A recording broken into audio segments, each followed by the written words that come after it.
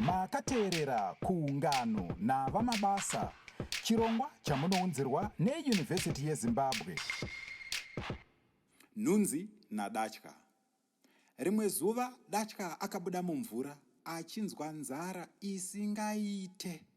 Akatarisa uko nekoko achitsvaga chekudya.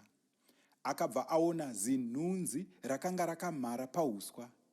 Datya akafara achibva ati, "Moro nhunzi, handisati ndamboona nhunzi yakakura sewe, asi ndiwe mambo wenhunzi." Nhunzi yakati, "Datya, hausi muviri mukuru unoita kuti munhu ave mambo. Zvakare, nhunzi hadzina mambo."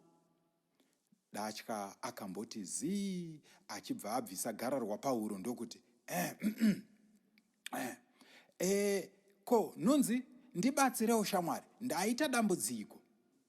Nhunzi yakati, "Waita dambudziko rei Datya?" Datya akati, "Ndinoziva kuti unoziva zvinhu zvinonhuhwa nezvakaora." Nhunzi yakati, "Ihemeni iyoyo, mhuno yangu inofemedza zvinhu zvakaora, nyangwe zvakavigwa inozvinzwa."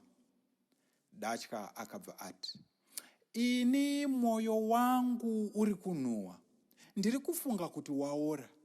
Pinda mukanwa mangu udongorere ugondiudza kuti zvakamira sei." Nhunzi yakati, "Chiri kunhuhwa mukanwa mako, kwete mwoyo wako." Datya rakati, "Nhunzi kani, pinda utarise mwoyo wangu ndisati ndafa." Nhunzi yakabva yati, "Hunyengeri haubatsire shamwari. Uri kuda kundidya, zvino wanyangira yaona." Nhunzi yakabva yabhururuka ichishamisira ndokutiza. Ndipo pakaperera sarungano.